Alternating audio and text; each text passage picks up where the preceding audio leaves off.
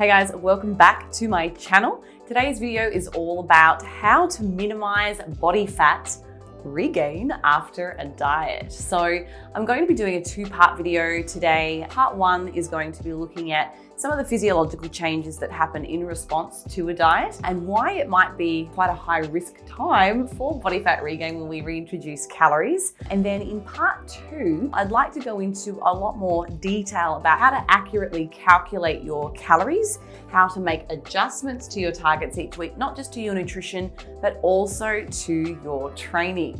So let's first, take a bit of a general overview on this topic. So I've obviously just competed at World Championships a few weekends ago, and now I'm kind of in this position where I'm like, finish my show.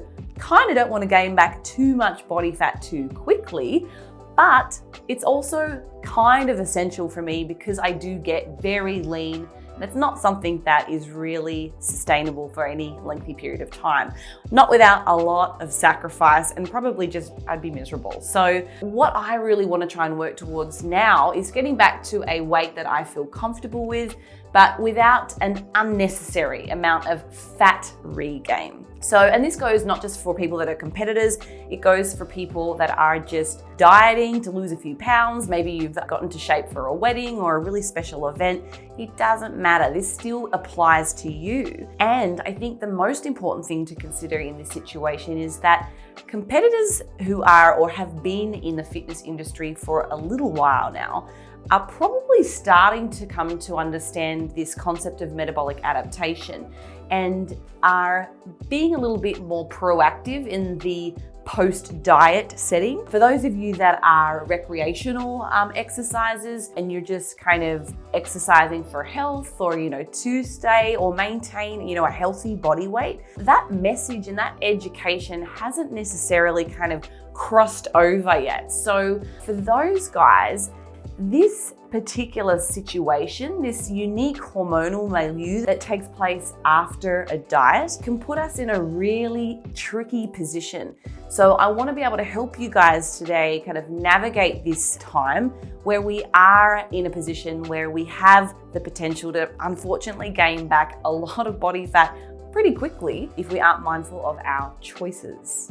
So what happens when we diet? Well, essentially, fat loss is kind of a controlled form of famine, really. We're restricting calories in efforts to lose body fat or lose weight. So unfortunately, when we do this, our fat cells start to shrink, and this actually means that we start to secrete less of the hormone leptin, which is one of the hormones that help to regulate our appetite. And we also become far more insulin sensitive as we lose weight. So typically we think about insulin sensitivity as being quite a positive thing, and it certainly can be. And I'll give you an example. So in the case of somebody that is a type 2 diabetic and they're wanting to manage their blood sugar levels, so we want to have better insulin sensitivity because that helps us clear out that circulating glucose, and that helps to prevent somebody from becoming hypoglycemic, which is when we have elevated blood sugar levels.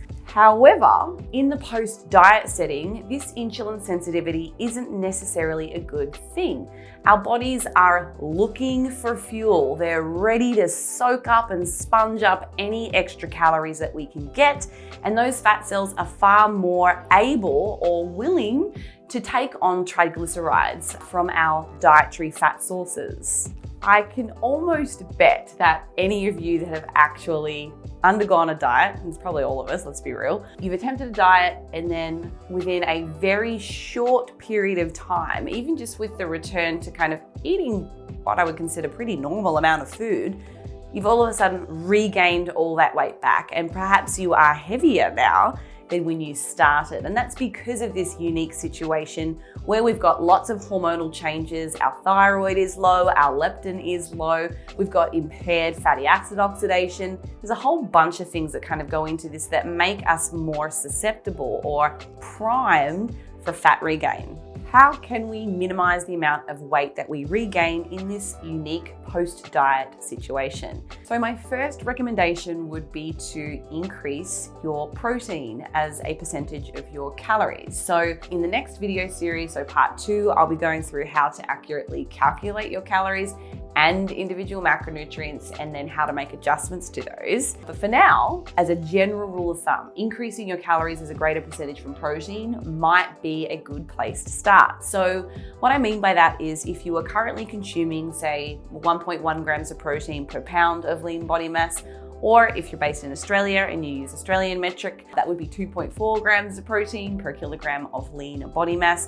You might like to just shift it up a little bit so those extra calories that you're reintroducing post-diet are a little bit higher. So the recommended ranges are between 1.1 grams protein to 1.3 grams of protein per pound of lean body mass. Or if you're using Australian metric, then it would be 2.2 to 2.9 grams of protein per kilogram of lean body mass. So push up your protein because it is a more thermic macronutrient and it does require more energy to be broken down and metabolized. So my next suggestion might be to preferentially increase your extra calories from carbohydrates relative to fats.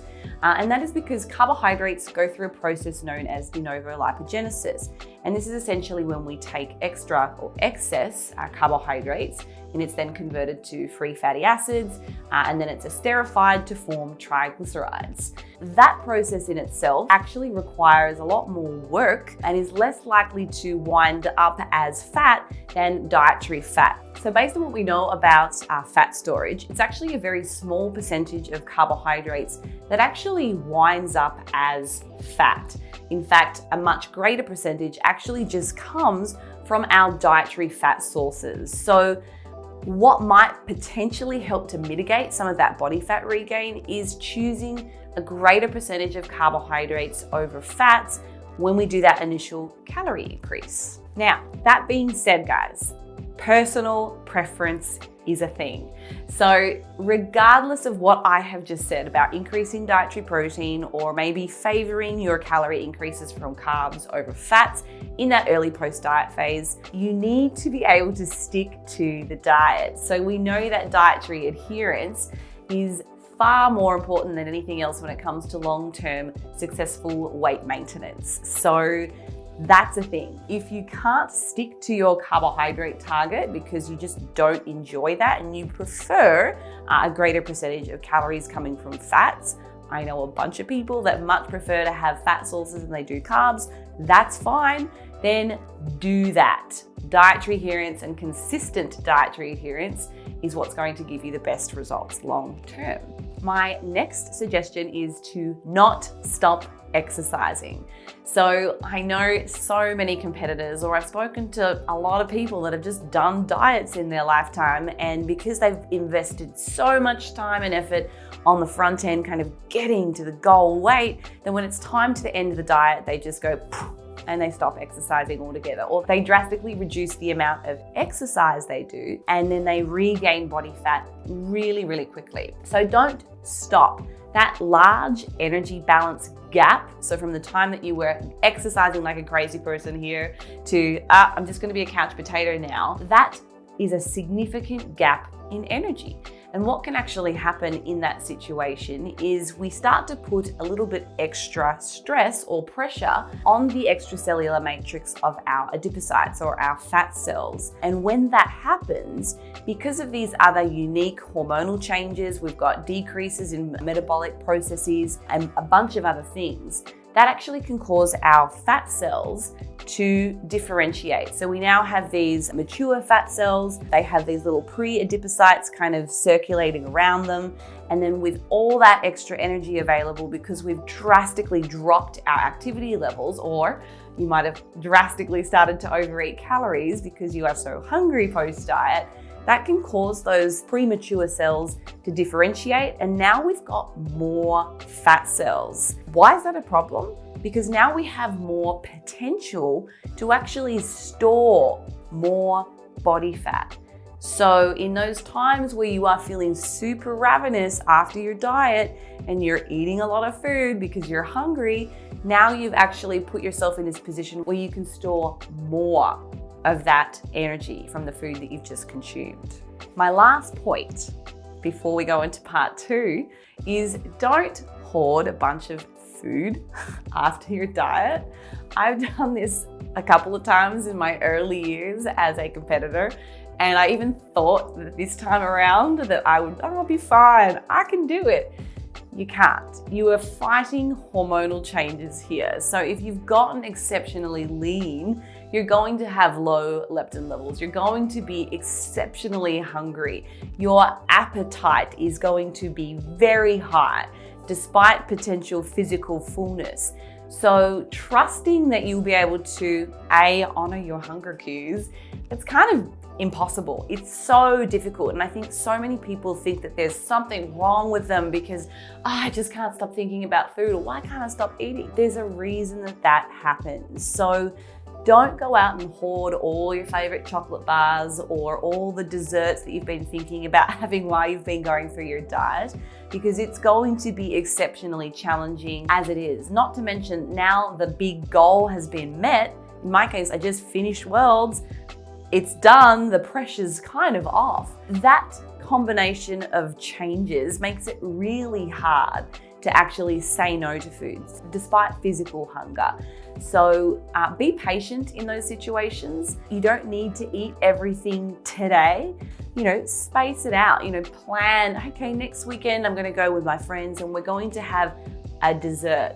Or, this week I'm just gonna have these two things. Like, try not to cram all of those treats into the one day, because you're just going to continue eating, and it's very hard, truly, it's very hard to kind of pull back and say no when you're fighting a hormone that's driving you to eat.